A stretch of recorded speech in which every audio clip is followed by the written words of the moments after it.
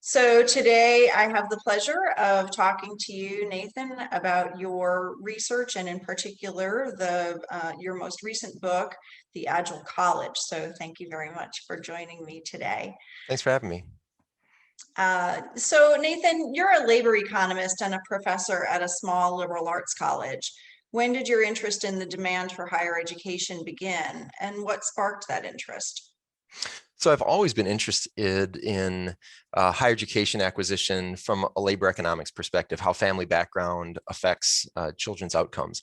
In 2009 to 2012, I had a stint in the dean's office as associate dean of the college. And as part of that, there was a strategic planning exercise here at Carleton that began.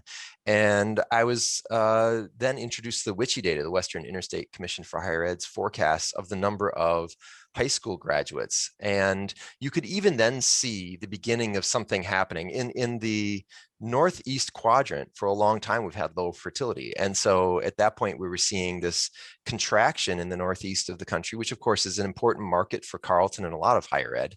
And so then I started to get interested in trying to better understand what did this mean for a place like Carleton, or for that matter, any subpart of higher ed, recognizing that none of us serve a national market. We all serve our own niche markets. And so that began my thinking on how might we get a better understanding of what's going on and add some nuance to the conversation. Super. So your 2018 book, Demographics and the Demand for Higher Education, was widely touted as one of the most important works in deciphering the variations by institutional type for forecasting college-going populations. What led you to take another look at these issues in the Agile College? So my work is really a projection exercise. We look at college-going behaviors and then ask, given the population, what happens next if those behaviors continue? And we know that behaviors in terms of attraction to higher ed are shifting. Importantly, for instance, we see increased matriculation rates among Hispanic Americans. And so part of it was a desire just to update. There was a new data set from the Department of Education available. And that was part of the motivation. But a bigger part of the motivation was that I was having conversations with education leaders like yourself and at individual institutions, and recognizing how many people were taking a really constructive approach. And at the same time, I was hearing maybe less constructive responses. So I saw in the Washington Post a couple of years ago, someone quoted as describing the 2025-ish changes that are coming as the apocalypse. And I thought, wow, that is sort of a uniquely unhelpful analogy, because if it's an apocalypse, we should just throw up our hands and go home. And what I was seeing instead was a real all hands on deck. Let's try to work this problem, recognizing we will be shaped by it in many cases. Many institutions will see declines if they haven't already in enrollments. But demographics doesn't have to be destiny. We can rewrite the script, if you will, by changing our practices. And so I wanted to document how institutional leaders in a variety of contexts were doing just that, so that it could spark conversations on other campuses where maybe the problem was recognized, but the solution set hadn't been identified, so that they could open up a conversation of, hey, here are a whole bunch of things that are going on in everything from recruitment to retention to program redesign, contraction, but also growth, so that people could think about their own context and what would work there. And offer some hope in the process, right? That it isn't just time to shut down. So great. We'll talk a little bit more about that, I think, and a little bit deeper into our interview, because it's something that fascinates me as well. There was a phrase in the Agile College that really jumped out at me. It's when you're describing the 100,000 Lives campaign, you say, I wonder if the most important ingredient in the campaign's success was the explicitness of the goal. It's really core to our practice here at Dutcher. In our consulting work, we help clients develop performance-based organizational cultures. It's core to our practice to institute clear and measurable goals that are broadly communicated, and that's critical to a university's success. Can you talk more about why the specificity of the 100,000 Lives campaign stood out to you when you were thinking about the state of higher education today? Yeah, so that campaign had, I thought, a really profound slogan, which was some is not a number, soon is not a time. And what they did was to set out to recruit hospitals to commit to a small number of evidence-based practices that work, to document then a reduction in deaths of a specific number by a specific date. So they set out, we want to document 100,000 lives, and there was a particular date about 18 months in the future by which they wanted to document that change. And their point was that if we simply said, let's save some lives sometime, well, sometime never comes, it turns out. We might know the evidence-based practices that work, and yet the motivation to get over the hump just isn't there unless we create for ourselves some milestones. And I think as we approach the challenges in higher ed, we face a similar challenge. Every year is a little bit different, but not enough different in itself probably to motivate us to change. We saw in COVID a very contrasting change where everything happened at once, and everybody really adopted a very agile framework of we're going to work the problem. And with demographic change, things are a little bit slower. And as a result, we can find ourselves just a little bit sleepier in response. And I really appreciated the urgency. In the end, they succeeded in the 100,000 lives campaign. And I think it's notable that you can say that. You can say they succeeded because we know that by the date set, they documented more than 100,000 lives. And then they set out on the 1 million lives campaign. It was the same structure: recruit more hospitals now, and by another date, document 1 million lives saved. And they failed. And yet I think it was a successful failure because they did accomplish a lot of change. And how do we know that it failed? Because we counted, we did the math, and we said we came short of the 1 million, which isn't a disaster. It's maybe a disappointment. We are holding ourselves accountable, but because we were willing to face the possibility of a well-defined, clearly identified failure, they actually accomplished a lot. And I think that there's a tendency in higher ed to say we want to do better, which is important. But until we are willing to say, for instance, on a retention rate, here is a specific number that we commit to as an institution. And if we hit that number, we'll throw a party. And if we fall short, we will hold ourselves to account and do a postmortem and say, okay, what happened? Why did we fall short? What do we need to do different in order to realize that success? I think that is an important part. I'll be the first to acknowledge the assessment agenda can be destructive. Sometimes we do things in order to pursue what can be measured rather than what is important. Sometimes the goals that are set are the wrong goals. Acknowledging those problems and acknowledging that you have to set the right goals in the first place, I still think that as we go through this time of contraction, we're no longer in an environment where there are just more and more students. We can't paper over our cracks in our processes, the things that really aren't up to best standard, by just recruiting a few more students. And in that environment, we just need to be a little bit more accountable to ourselves, hopefully again setting the right goals, if we are going to come out the other end stronger versions of ourselves and ultimately set our institutions on a path that can speak to the next 150 or 200 years. Yeah, I love that. And I love that perspective and that reflection on the campaign and how it translates to higher ed. For me, that the goal of that campaign is unifying, right? And it's one goal, not to say that institutions shouldn't have more than one goal, but I'm sure in all of your work, you've seen a lot of strategic plans that are hundreds and hundreds of pages long. And again, not to suggest that institutions shouldn't try to improve and work towards more than one thing at a time, but it is helpful to have a sense of priority and Absolutely. a sense of the bigger goal, right? What is it all working towards, right? Is, I think, what we try to instill in our consulting work. So I love it. One of the best things, that strategic planning process I talked about that our president did, he broke us into teams with different subject areas, but then he put a limit on how many recommendations each team could make. And that did breed some terrific conversations, because there were all sorts of good things one might aspire for our college to do over the next 10 or so years. But the reality is Carleton, I'm sure some of your listeners are going to say, oh, Carleton's got a very, very big endowment. And we do in some contexts. But when we compare ourselves to our peers, you won't be surprised that we conclude, oh, we're constrained. We can't do everything. We can't. That's right. We can't have the luxury to do something because it's good. We need to do something because it's great and it's mission aligned. And when you're then forced to say, don't give me all of the recommendations in this area, give me the top few, a handful at most, that are most important for us to fulfilling our mission, it provokes a different kind of conversation about what is really necessary for our next step.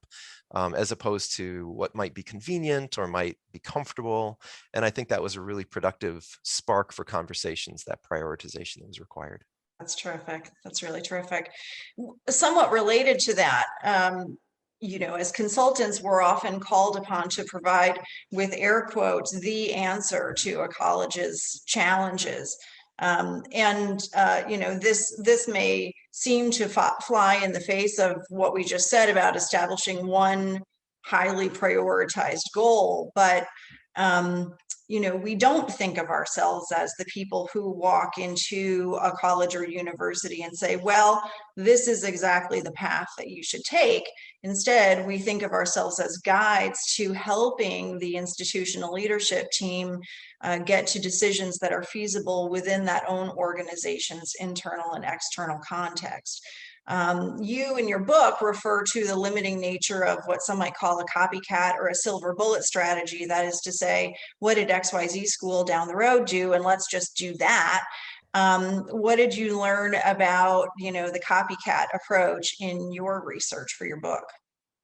Yeah, I think the problem is that the context does matter and that all of our problems are multifaceted. And I understand why constituencies want to hear, oh, there's only one thing we need to do. If we just do this one thing, then the problem is over. Donors want to hear that. If you just give money to this one thing, you will solve the problem of our institution in perpetuity. Faculty and staff want to hear there's only one more thing we need to do, and then change will be over and everything will be easy. But the reality is more complicated because largely our students are more complicated. So I think Marty Swidell, who was then at Dutcher College, talked about how students bring their whole selves to the campus. And we then interact with parts of them and sometimes fail to recognize that all of their selves are here in the conversation.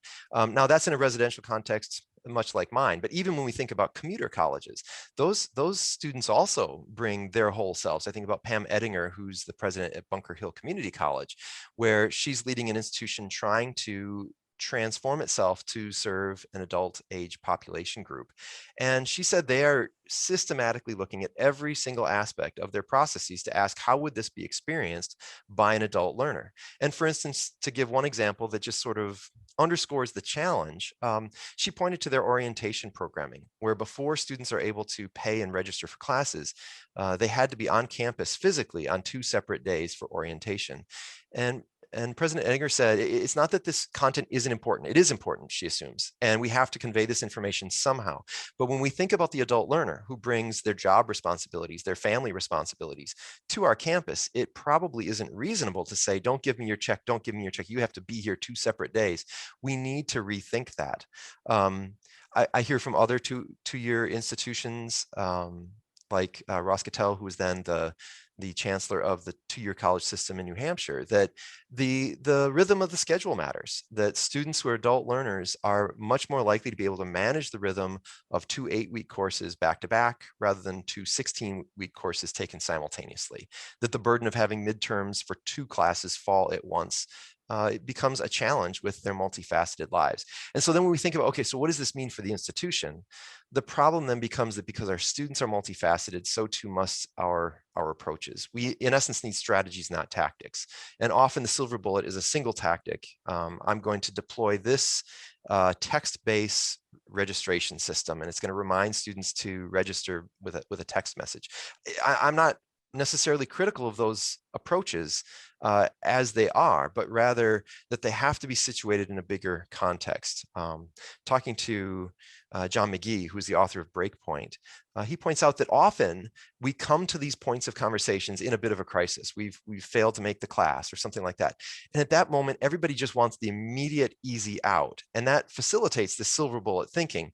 But we end up, he says, just grasping for tactic after tactic without recognizing that these tactics don't align. If you're doing this on the student life part of campus, but you're doing that in the students you're recruiting, at some point this is going to come to a head poorly, where the students you're recruiting are not being supported well by campus, and you'll lose those students. And so the problem then becomes, how can we think more holistically to accept the fact that life is complicated, that what works at another institution might not work at ours. So there's also that aspect of the silver bullet problem, that every campus has the same solution.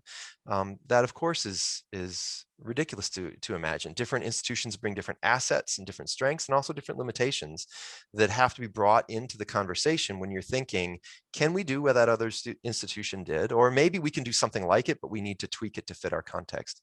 And so I think the desire for the single one answer is, I think, easy to understand.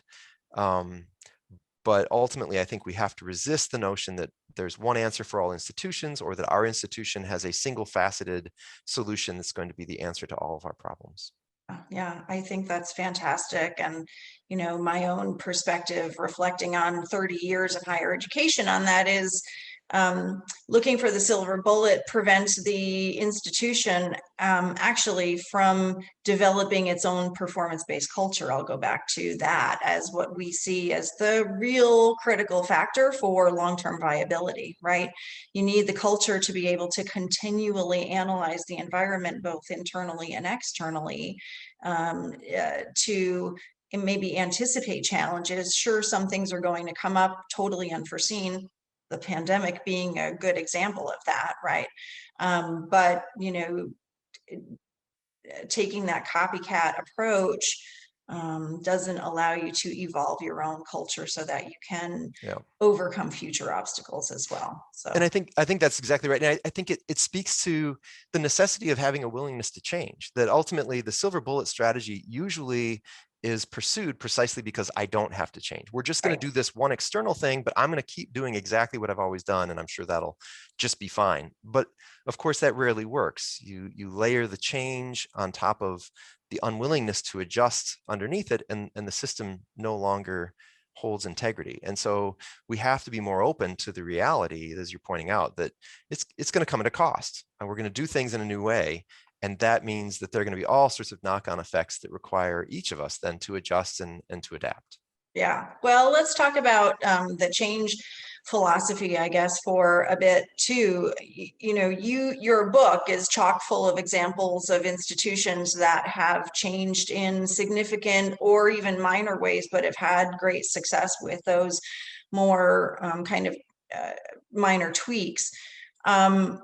And yet, I think in the greater world outside of higher education, and some even within higher education, there's this perception that American higher education is change resistant. It's interesting to me because if you look at the long-term history of American higher education, it's actually been incredibly adaptable, right? Absolutely. To respond to different changing societal and social needs. How many institutions came about or morphed significantly with the GI Bill, the development of land grant institutions, it's a sector that has made tremendous shifts over time. So, what are your thoughts, Nathan, on why we believe, and often we tell ourselves, that higher education is change resistant, and how has that sense of entrenched attitudes come about? Yeah, well, part of it is I think it is because we are a bit change resistant or change immune in a positive way. So I first just want to acknowledge there's good reason to be a bit change resistant. Fads come and go in society, and higher ed has a very, very long history. And so there's something right about saying, I know this is the coolest, newest thing, but maybe that's not a better thing. It's just new. And in fact, sometimes we see new things. We're like, no, actually, that's very old. That's been tried, and there's a reason we don't do it that way anymore. So this notion that when I see change within the academy, we have tenure and other structures that encourage us to say, well, not so fast. Let's sort out whether this is really the best way forward. And I think that can be very healthy. But just like, I have allergies, which means my immune system goes a little crazy sometimes when I am provoked by innocuous things. And it goes crazy in a way that my immune system makes me, in essence, a little sick. Change resistance can go too far. And so we have to be kind of attuned to, is this provocation to change something that should be resisted, or is this the kind of thing that we need to change? And I think in the last year, we saw once again, higher ed is able to rise to that challenge. How many institutions went from being primarily residential to shutting their campus down and going entirely online in something like 2 weeks? Now, I don't think that that's a long-term beneficial change, at least for my campus. My campus is committed to a residential model, and I'm sure we will return to that. So it's not that I'm saying that, wow, if only we'd been online a long time ago, but rather that we were capable of great agility that even questioned some fundamentals of what do we say a Carleton education is, because the circumstances required it. And my hope is that we can be equally open to seeing demographic change, changing the composition of students and changing the number of students, to be open to the changes necessary to adapt. And I have great confidence. We've got a lot of smart people in a lot of rooms working these problems. And if we're willing to work as a team, the cases where I say, boy, that looks really dire, is when things break down, the governance structure becomes so dysfunctional that we can't even agree on the numbers. So the administration perhaps presents numbers and the staff and faculty say, we don't believe your numbers. Those are truly, truly scary places to be. But if we can be on the same team, recognizing our challenges, I have a lot of hope that our history suggests that institutions are very, very reluctant to just throw in the towel and close. They instead do adapt. And as we adapt, we will find new ways to reach and help new students succeed. And in so doing, we'll be financially viable. If not, I don't want to suggest that we won't be stressed. We might be stressed, but come out the other side stronger versions of ourselves. Well, you touched on a great lead into my next question. I've known Randy Dykey a long time and worked very closely with him and have a tremendous amount of respect for him. And you quote him in your book with this fabulous statement: leadership is not about consensus, it's about momentum. So in this era of fear about long-term viability, we see so many campus constituencies that want to be included in decisions about fundamental change. Have you seen any institutions that have navigated that tension really well? It's hard, right? Really You hard. need to make, in many instances, quick decisions, important decisions. You want people to feel included. They deserve to be included, but getting everybody, literally everybody, on the same page is not terribly realistic in many of these scenarios. So, what have you seen, Nathan, that where it's worked well, or have you? Yeah, well, and Randy's quote, I think, captures it really well. Ultimately, if we wait for consensus, that's not leadership, that's followership. Right. Right. So leadership does require us to build momentum, and at some point being willing to step out in front and say, I know the entire group isn't here yet, and yet it's where we need to go, because enough of us through consultation have determined that we do need to move, and this is our best way forward. I'll acknowledge right off the top that there are certainly plenty of examples of institutional leaders who are now formalies, because it is hard. And it's not always that it was avoidable. It might well be that they were leading an institution at a time where no matter what direction you had moved, the person at the top was not likely to remain at the top, because it was going to be a painful change for the institution. So acknowledging that this can be hard, I still think I'm stuck with Randy's observation but what's the alternative to leadership? That is where we are just in the paralysis of, we're on a path to at least great decline, if not existential disaster, but we're not willing to do anything until everybody agrees. And of course, change requires hard choices that not everyone will agree to. And so I think there's, right now, I think we're learning from the COVID crisis that we are capable of being agile, and yet at the other hand, we're seeing an increase in the rate of formation of AUP chapters. I think that suggests that we've also recognized that in the pandemic decision-making process, some institutions and faculties feel, and staff as well, feel maybe a little disconnected from the process. Maybe shared governance has not been invested in during the good times, and now when you really need that social capital, it's not there to draw on. So I think it's a reminder that we need to pour into that shared governance belief ethic, so that when we do have to have those hard conversations, we can do it with transparency. We can do it with a general shared vision of a desire to move forward, even though that obviously will come at a cost to some when hard decisions have to be made. That's a really, really excellent point. Well, Nathan, I have so many more questions I'd love to ask of you. I loved reading your book, and I have highlighted, I think, far too much to make highlighting useful, but but I want to be respectful of your time. So I'll just pose one closing question to you, and it's probably one that everyone has asked you lately. You wrote the Agile College prior to the COVID-19 pandemic, and the world has shifted in every possible way, including in higher education since. So what are you going to write about next, and when might your next work be published? So I'm actually contributing to an edited volume talking about COVID, and the premise, which was pitched to me sometime in, it was about 6 months ago as well. At some point, it seems like we are going to turn a corner with the vaccines, and God willing, that will be so. So what have we learned from this, and what can we take from the enrollment changes that we've seen in this crisis? Early on, it looked like we were losing, in particular, students from low income first gen. At least we did in enrollments, and it looked like maybe that was going to persist in terms of at least Common App application data. Though the more recent Common App data suggests to me that maybe those students were just a little later in the cycle, which makes sense to me because I think the marginalized students throughout this pandemic have been a little bit slower to make commitments to higher ed in the context of the pandemic. But it seems like maybe we're not seeing the losses in application totals that we had originally feared.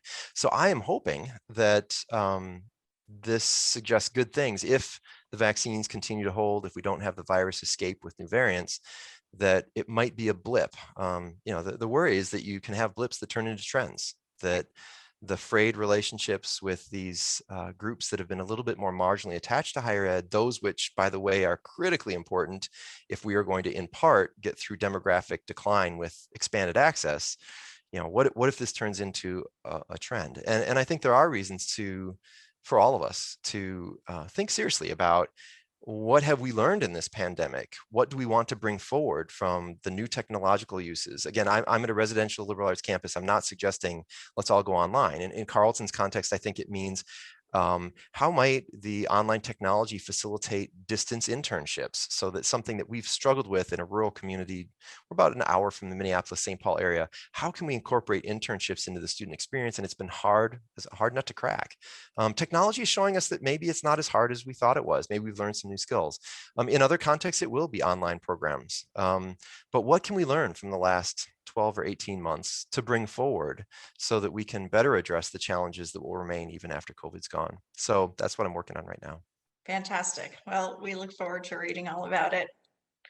Thank you Thank you so so much, much. Nathan, for your time. It's been a real pleasure. I appreciate the generosity of your time, given everything that you have in front of you. And I hope that we can stay in touch. And best wishes to you in your research, best wishes to you in your teaching, and best wishes to your loved ones as well.